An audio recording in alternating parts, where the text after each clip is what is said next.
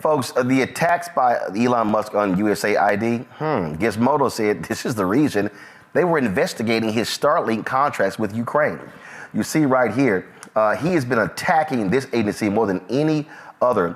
And the Lever actually reported that, let me actually just go to their reporting, that the Lever reported that they were in the midst of the USAID Inspector General was in the process of investigating its own public-private partnership between Musk, Starlink, and the Ukrainian government at the time that his DOGE crippled the agency.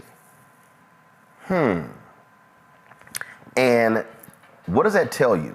And then, of course, you have this happening right here. Let me pull it up here, which, again, is a joke.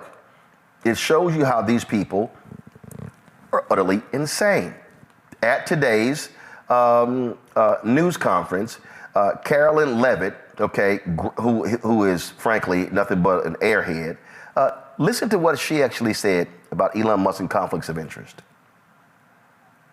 With Spectrum News. You talked a bit about DOGE. Elon Musk is currently a, quote, special government employee who also owns companies that have billions of dollars in federal contracts. You said earlier this week that he has abided by all applicable federal laws, but what steps is the Trump administration taking to address that conflict of interest? The president was already asked and answered this question this week, and he said if Elon Musk comes across a conflict of interest with the contracts and the funding that DOGE is overseeing, then Elon will excuse himself from those contracts. And he has, again, abided by all applicable laws.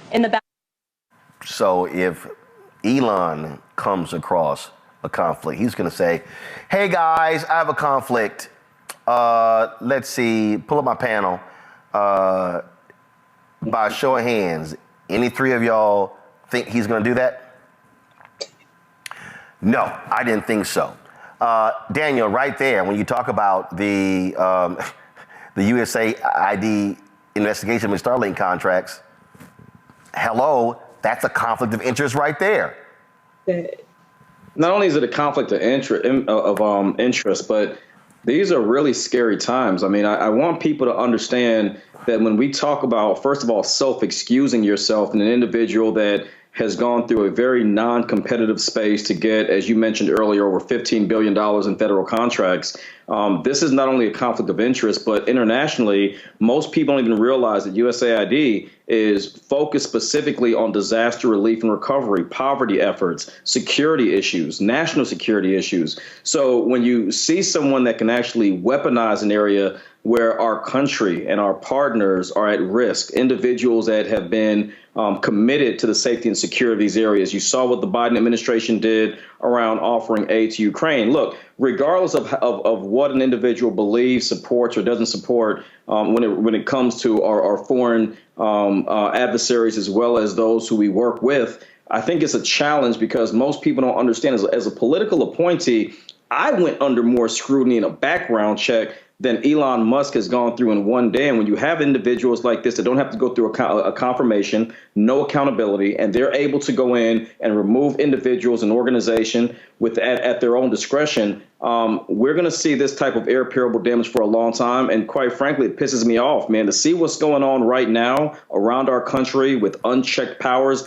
that this individual is doing. We're hearing more about Elon Musk than our vice president. That's a problem. And well, so that's because Elon Musk is the vice president, or he's actually Elon Musk is actually the co-president. Folks, you've heard me say this time and time again, and I'll say it right now.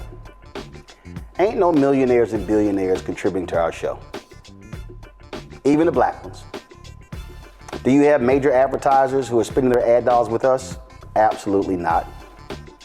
Because the agencies say that, well, we don't do news. We can't do news. But I see these ads on Fox News. I see the ads on CNN. I see them on MSNBC. And there were people who literally said, oh, no, this ain't going to work. This is going to fail. Here we are 6 years and 4 months later, 1.58 million followers, started with 157,000. But it's also because of our fan base who contributed. 10,000 people watching live just on YouTube. More on our app, more on YouTube and the other places where we stream. And it's a lot of people, and they're people who I know personally, people who call and ask me to do favors, who don't even contribute to the show. There are people I've seen on social media talk about how we got to build our own ecosystem, support our own, who don't actually do it.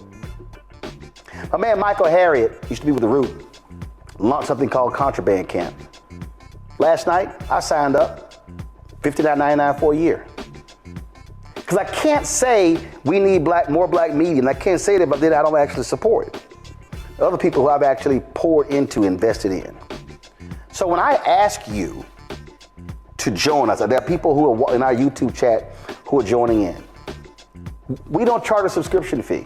There's no minimum amount we charge you. Because the goal that we wanted is for this to be open so people can be able to access it. I was walking through the Atlanta airport when I arrived on Tuesday and I left on Wednesday. And so many brothers and sisters stopped me and they said, man, I'm watching your show, I'm listening to the podcast. Thank you, keep going, keep going, keep going. But y'all, I say it all the time, we cannot keep going if we can't fund it. The lease of our office is up next year. It's gonna be an increase. When we talk about staff, there are some positions that we would love to fill. Today, we actually shot 2 pilots of a show that I would love to launch, and we're gonna run those shows in the next 2 weeks. There are 2 of the shows that we're planning pilots on. That's gonna cost money for the people producing and working it and for the people who are hosting the show. Because I'm not saying please work for free. But we are not going to be able to have voices that speak for us if we don't support those platforms. So I do what I'm asking you to do. I literally support other black-owned media platforms because we need more of the voices than just me. I'm just one person. But I want to create Black Star Network to create more Black Stars. I want to be able for us to have 6, 8, 10 different shows hosted by Millennial, Gen Z, and other Gen Xers.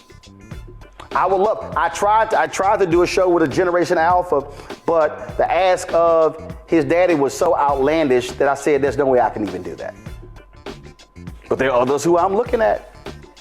Oh yes, when I travel the country, I'm paying attention and I'm looking at people who are 12 and 14 and 15 years old and watching them saying, how can I support what they're doing and build the next generation?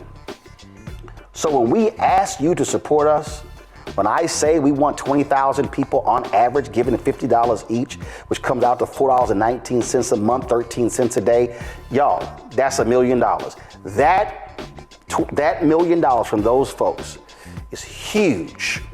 Brother hit me today. He said, man, I've been talking about contributing. He said, I finally did it today. He contributed $250. There's some other people I saw, they contributed $10. Somebody contributed $1.08. That 8 cents matters just like it was $800. It all adds up. So what we do here is what nobody else in black-owned media is doing. We are trying to build a network of multiple voices that will speak to our people in a way to serve as giving the clarion call to justice, to truth, to honesty, to decency. The people who are going to cast the vision. And we need you to say, like the people did to Nehemiah, let us rebuild.